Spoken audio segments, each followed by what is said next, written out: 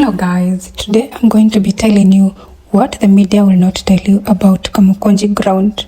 Yes, everyone is talking about the upgrades, the development, the transformation, but there's a side of this history that is not being said out loud.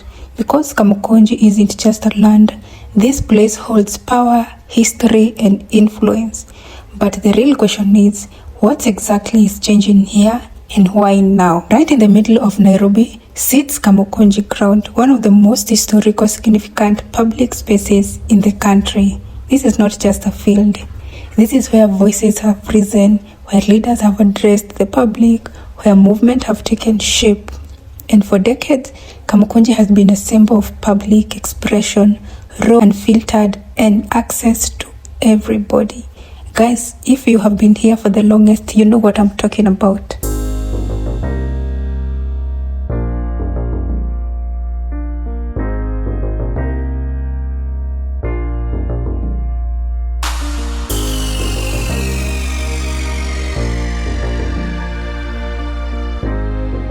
Over the time, the ground has been neglected. There have been flooding, poor drainage, and lack of proper infrastructure, slowly turning this iconic space into something many people started to ignore. But now, all of a sudden, there's a push to upgrade it. We have new drainage systems, improved walkways, landscaping, and a more structured layout are all part of the plan. On the surface, it looks like progress. And yes, cleaner, more organized public spaces are very important. But here it's what people are quietly asking. When you modernize a place like Kamukunji, do you preserve its identity or do you control it? I want you to leave a comment down below and let me know what you think.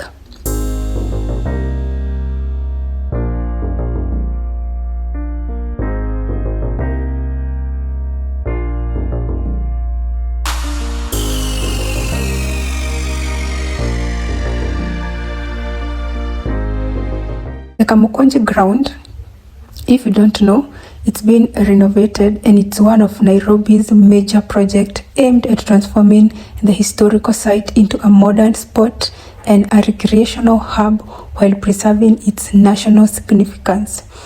And the key project that is being featured here is we have sports facility, which is a professional football pitch, plus a multi-purpose court for basketball, volleyball, and netball.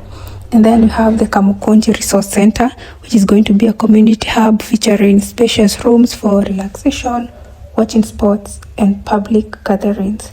And then we're going to be having a modern amenities.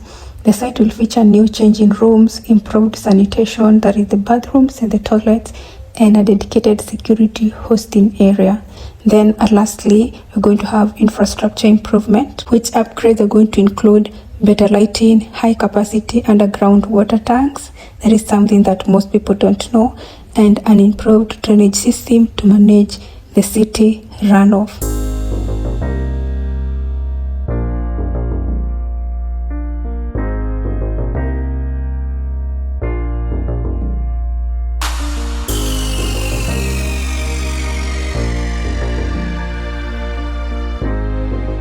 And guys, these are the recent development and challenges. About the weather, you remember Kenya, right now there's been a lot of rain and flooding. So in the early March 2026, we had heavy flooding in Nairobi that caused significant damage to the newly revamped ground. This development is mainly also because of the AFCON 2027.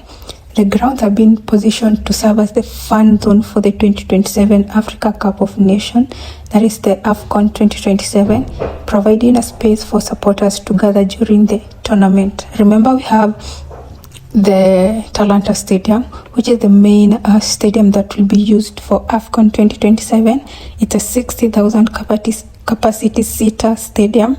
And remember, this cannot be used, or every Kenyan cannot fit in that stadium. So we have other grounds like Kamukunji Ground, which is going to be used as one of the fan zone where people are going to be watching the match live from this facility. Okay.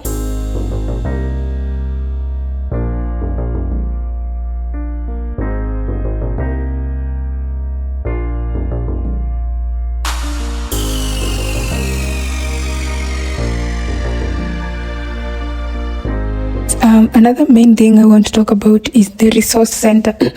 Remember, they're building a resource center that will have key components. We have an education and culture area, which is a state-of-the-art digital museum and a modern library to preserve the site's history and support local students. Can you imagine that?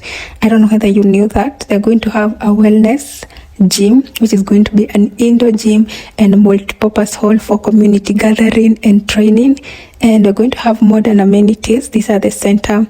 The center will going to feature a modern kitchen, spacious changing rooms, that is the ablution block, the washrooms and the toilet, the bathroom, with a finished plumbing and multiple electricity ports. Okay.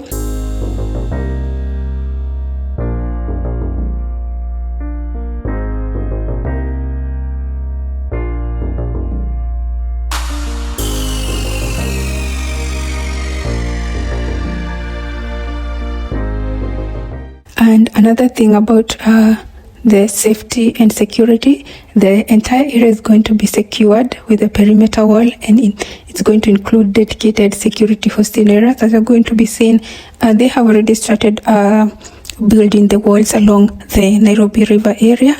Then we have water and drainage, high capacity underground water tanks and advanced draining system are being installed. This is marvelous. I don't know whether you guys knew about it.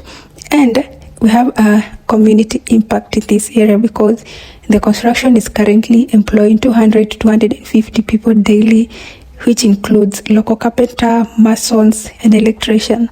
That means the project is building job opportunity for young, talented people along the Kamukunji area, okay? About the completion status, and as of mid of March, the project is described as being in its final stages, which is means it's expected to launch in the first half of 2026. Finger crossed that is going to happen.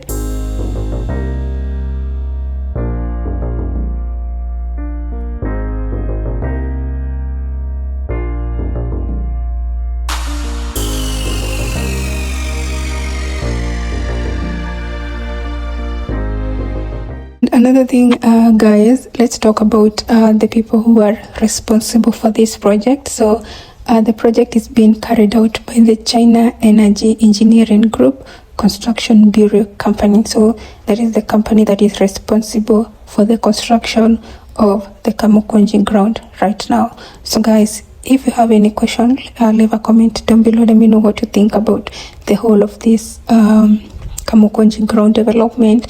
That is most of the things that people are not going to talk about loudly about this Kamukunji Ground, but I hope you have learned something, one or two. And if you have, leave a comment down below what you didn't know about Kamukunji Ground, and right now you already know. And kama kawaida, don't forget to subscribe and leave and like the video, guys, and I'll see you in my next one. Bye bye.